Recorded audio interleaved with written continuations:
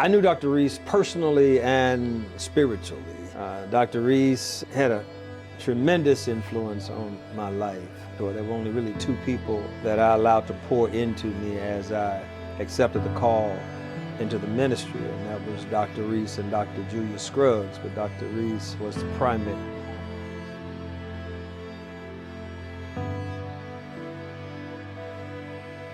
Seeing James Perkins Jr. become the first African American mayor here in the city of Selma, be my church member.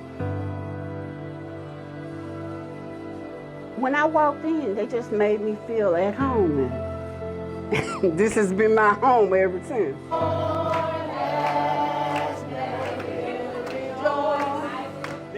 And your pastor and others to really think about what you're going to do and then plot out the next year. My name is Reverend Trevor Buford, Organizing Manager for Faith Communities for the Children's Defense Fund.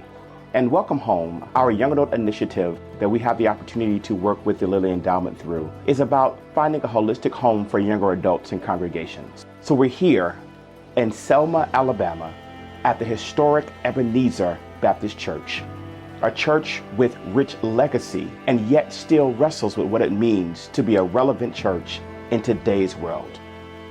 The role that Dr. Reese played, how essential it was for him as an educator, that he put his job on the line to be able to fight for voting rights well before they even invited Dr. Martin Luther King to Selma. It's our history. We're still considered a political city where white supremacy, and white supremacy doesn't always mean just white folks, right? But also you have black people in leadership. People like Mayor Perkins cannot be controlled.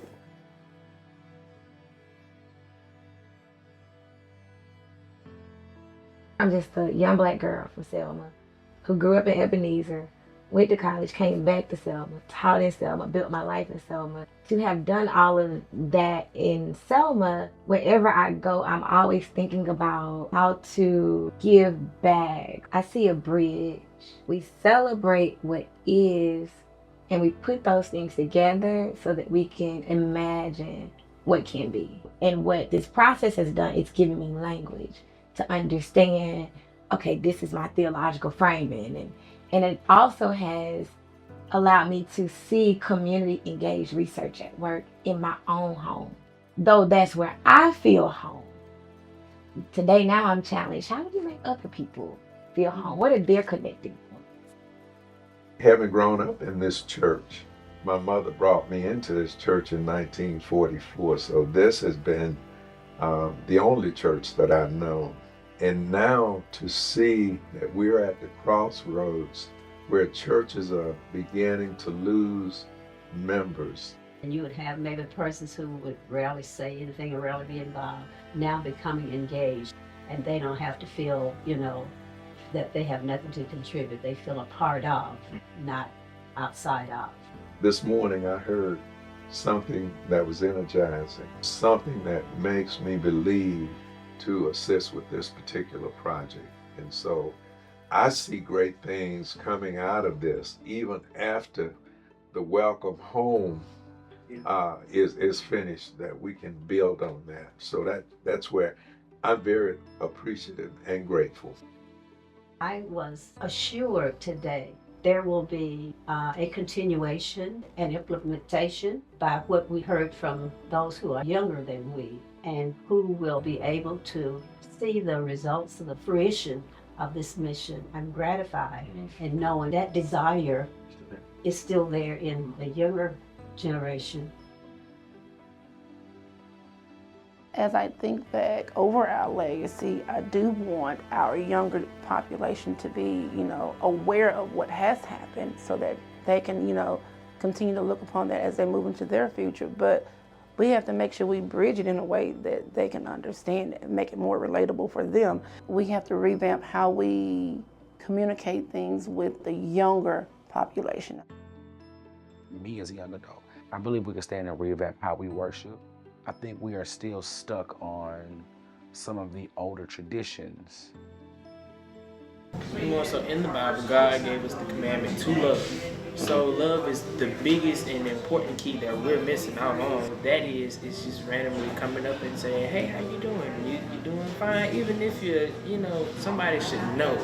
if you're not, spiritually feeling okay or not. Hypocrisy is the reason why some of the kids don't come back to church in a forceful period. They see it as a game, child's play, and not spiritually led, how they really feel and what the Bible says. Some kids will go to church sometimes, but then they have to stay at home because of family matters. Going to church is one thing, but for the family is another thing. I tell them what church I play for, and they like, what's that? Yeah, they'll come. They're just like, okay, yeah, it's good. But then outside, they'll tell anybody else it's no movement. My being on the farm helped me to appreciate what life offers all over America, not just where I am from. It was a valuable experience. It was one that I will always hold dear in my mind and in my heart. It's my hope that they will begin to see that work and begin to feel that work in their spirit so that they would want to be home. It is not about, as far as I'm concerned, faking it. It's about making it real for them.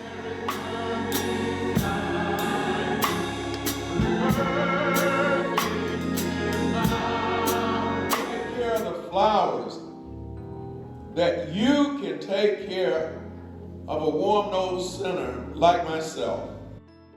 I hope our children will come back. What I hope to see is an Ebenezer culture where everybody that's created and cultivates a home for everybody. They find their ministry, they find their people, and they find a home here. That's what I hope to see it. My hope is that not just the older generation, but also the younger generation can come to the table together and bounce ideas off each other and learn. Both sets of ideas are equally important, but giving everybody a voice at the table, because everybody's voice should be heard.